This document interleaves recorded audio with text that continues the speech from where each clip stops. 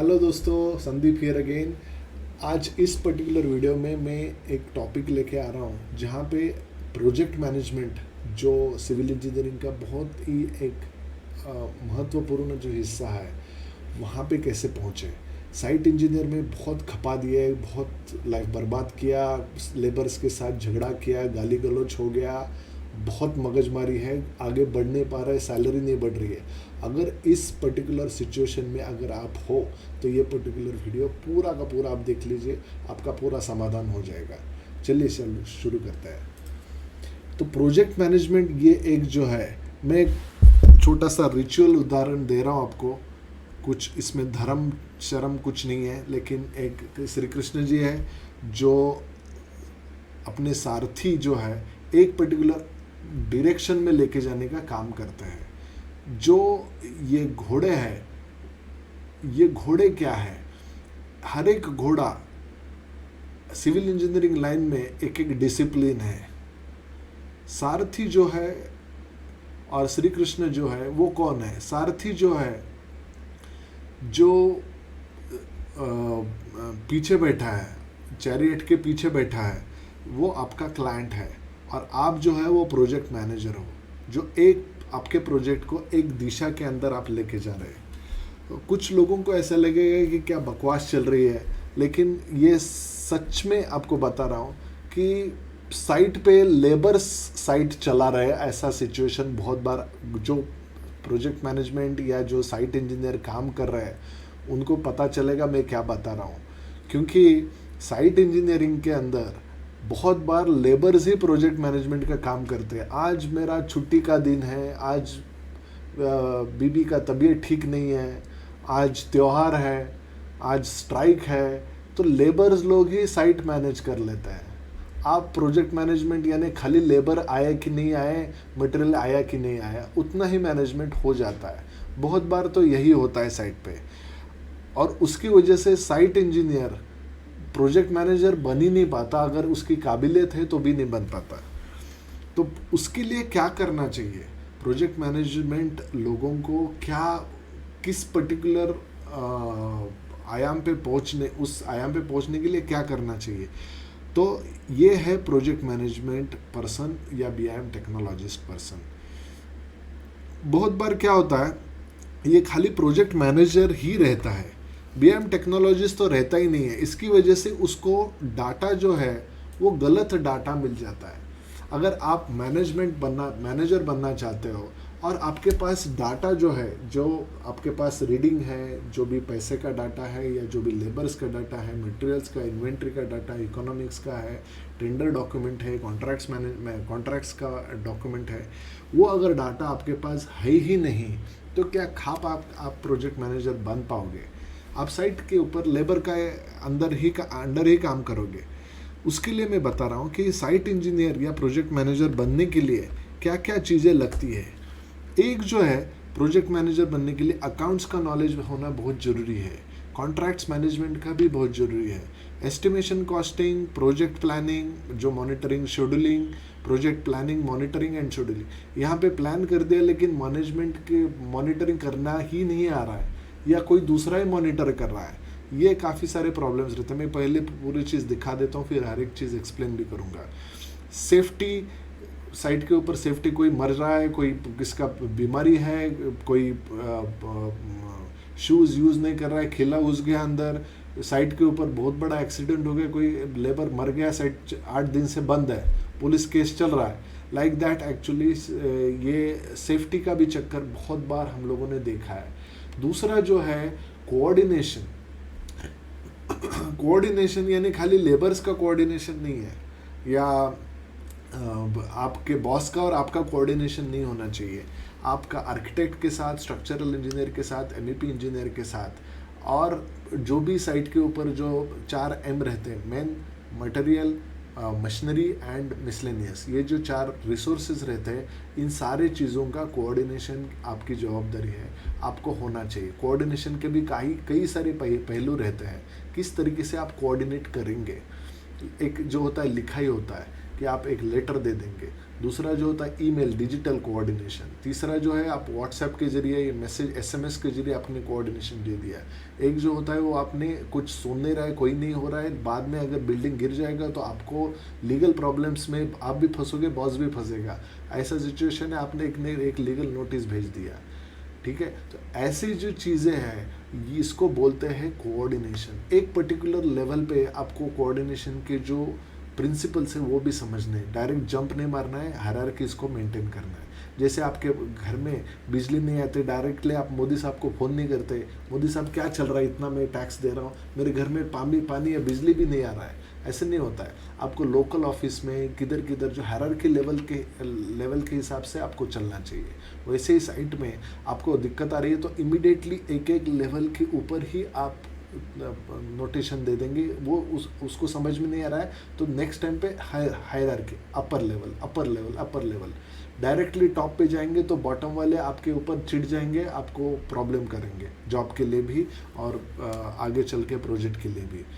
दूसरा next thing इसमें ऐसा है कि प्रोजेक्ट का फाइनेंस, भैया आपके पास पैसा किस तरीके से, प्लिंथ लेवल तक मुझे इतना पैसा साइट के ऊपर आपको खर्च करना है, अगर आपके पास कितना है, इससे आधा भी नहीं है तो आगे बढ़ ही नहीं पाएंगे। साइट का, प्रोजेक्ट का फाइनेंस होना इस लेवल पे, फाउंडेशन के लिए इतना पैसा लगेगा, फाउंडेशन टू प्लिंथ इतना लगेगा, फर्स्ट स्लैब तक इतना लगेगा, सेकंड स्लैब तक इतना लगेगा, शेल का जो स्ट्रक्चर है उसके लिए इतना फाइनेंस होना जरूरी है। अकाउंट में नहीं है तो अरेंज करो, आपके लिए 4 महीना है। हर एक मंथ में हुआ नहीं हुआ पैसा, मैं अकाउंट स्टेटमेंट नहीं मांग रहा हूँ, पैसा हुआ नहीं हुआ, बाद में जाके रेरा पीछे से डंडा मारेगा, आपको प्रॉब्लम होगा, मुझे जॉब के लिए भी प्रॉब्लम होगा, इसके लिए मैं बता रहा हूँ। ये जो सारी चीज़ें हैं वो प्रोजेक्ट फाइनेंस बहुत ज़्यादा जरूरी है। Next thing is a project liaisoning यानी प्लिंथ हो गया, म्यूनसिपैलिटी का इंजीनियर साइड पे आना चाहिए, उसके हिसाब से प्लान हुआ नहीं हुआ, उसका साइन ले लो, ठप्पा ले लो, आगे बढ़ो।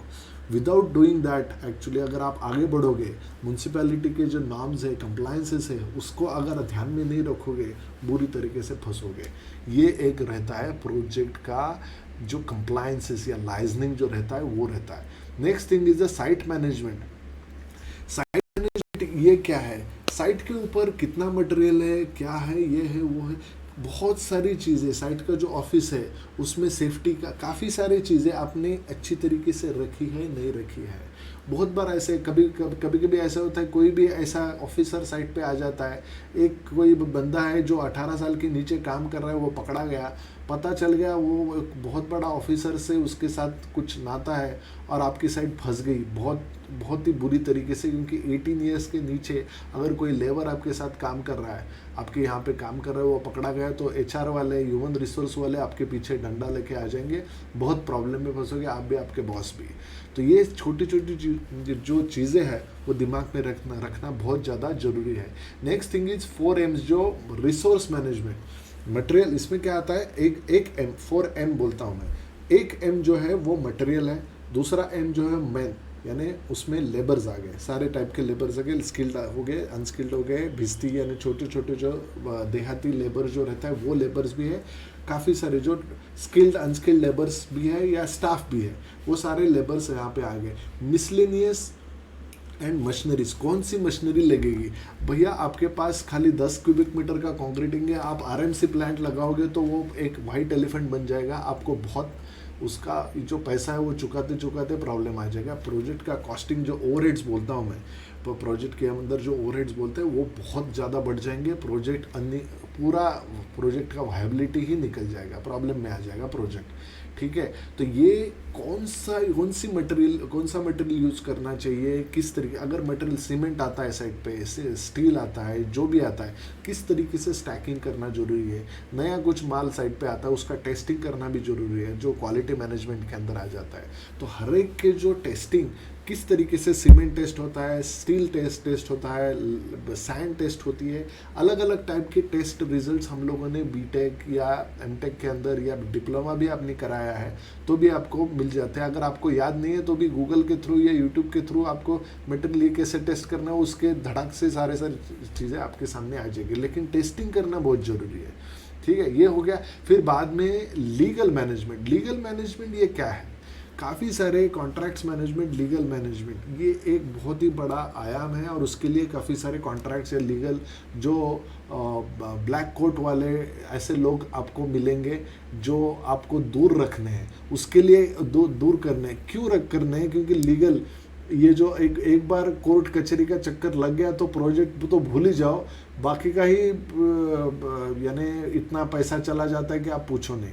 तो लीगल मैनेजमेंट यानी क्या है कि जो भी स्ट्रक्चरल इंजीनियरिंग के अनुसार ये पर्टिकुलर ड्राइंग आया है कि नहीं आया है, किसी ड्राफ्ट्समैन ने आपको ईमेल कर दिया हो गया, ऐसा नहीं है।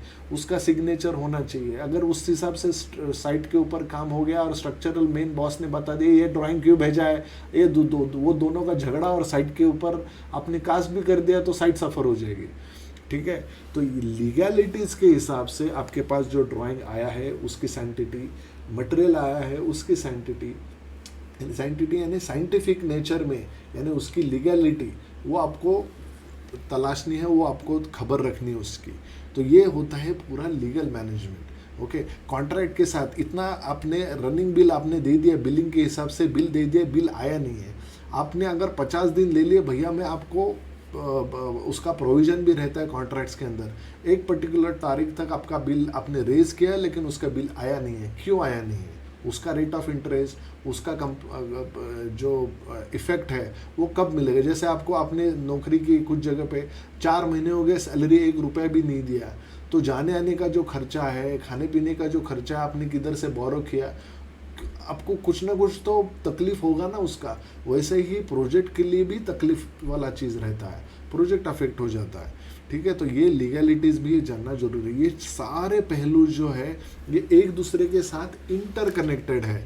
अनफॉर्चुनेटली क्या होता है, सेफ्टी इंजीनियर अलग रहता है, प्रोजेक्ट लाइजनिंग वाला अलग रहता है, प्रोजेक्ट प्लानिंग शेड्यूलिंग वाली कोई लड़की रहती है, उसका बार चार्ट बनाने के लिए बोलते हैं, उसके हिसाब से कोई काम नहीं होता है, वो खाली उधर रखने के लिए कि 50 लड़के लोग हैं, देख तो लड़की चाहिए उसके लिए रख देते हैं। तो ऐसे जो माहौल है उसके हिसाब से प्रोजेक्ट बहुत ही ज़्यादा सफ़र हो जाता है। ओके, तो ये होलिस्टिक एनवायरनमेंट नहीं है।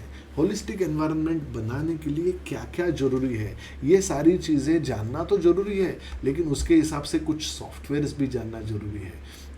ये कुछ सॉफ्टवेयर्स हैं, जैसे माइक्रोसॉफ्ट टीम्स ले लो, मंडे ले लो, ERP SAP सिस्टम्स ले लो, बिट्रिक्स ले लो, जोहो ले लो, ऐसे कुछ सॉफ्टवेयर्स है वो जानना ज़रूरी है, जिसके हिसाब से ये सारी चीज़ें जो कड़ियाँ है, जो साइकिल जो चेन है, मोटरसाइकिल की जो चेन है, वो हर एक जो कड़ियाँ है एक दूसरे के साथ अगर बात नहीं करेगी, एक दूसरे के साथ अगर लिंक नहीं करेगी, वो साइकिल या मोटरसाइकिल चलेगी ही नहीं।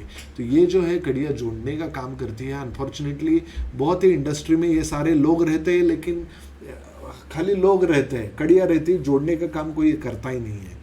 ठीक है,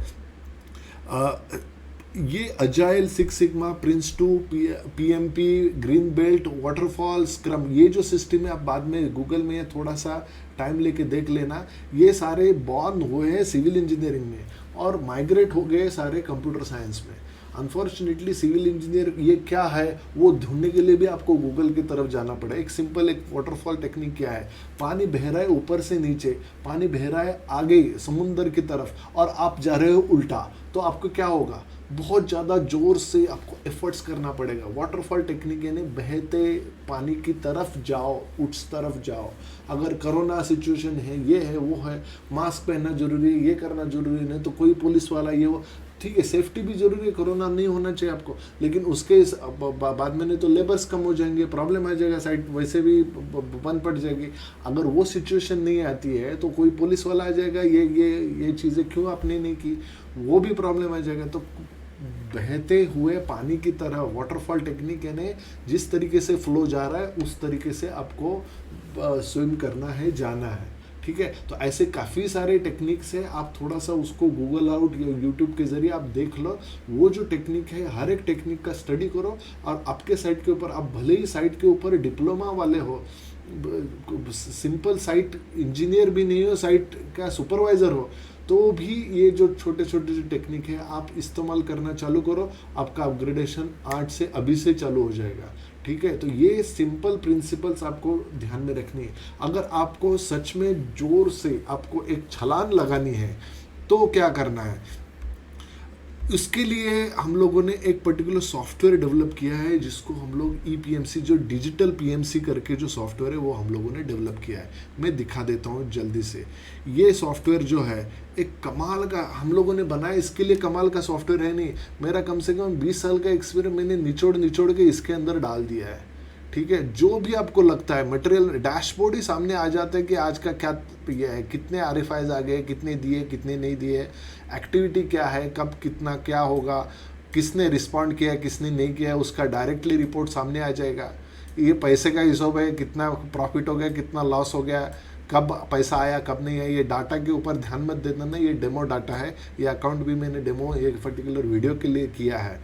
ठीक है, तो ये जो है फॉर एग्जांपल ये डेली रिपोर्ट, आज का रिपोर्ट कल सुबह तक नहीं आता है तो नो डाटा अवेलेबल। ये जो है इसको हम लोग एस कर बोल देते हैं, BIM एस कर। यानी आपका जो प्रोजेक्ट है बहुत ऊपर जा रहा है, बहुत नीचे जा रहा है। जैसे आपका क्रिकेट का मैच है, एक टीम ने तो रन बना दिए, दूसरी टीम रन बना रही है, आप उससे कम परफॉर्म कर रहे हो या ज़्यादा परफॉर्म कर रहे हो, उस हिसाब से। यानी एक जो है रेट एनालिसिस के जरिए और दूसरा जो है वो साइट के हिसाब से, तीसरा जो वाइट वाला जो है वो एक्सपीरियंस जो भी आपका प्रोजेक्ट मैनेजर है उसने तैयार किया उसके हिसाब से। तो ये एस्कर बनाना बहुत ज़्यादा ज़रूरी रहता है साइट पे कि आप डायरेक्शन में यानी जोर से भाग रहे हो या एकदम धीमी गति से भाग रहे हो, आपने प्लान क्या किया था कॉन्ट्रैक्ट लेते टाइम और अब क्या हो रहा है।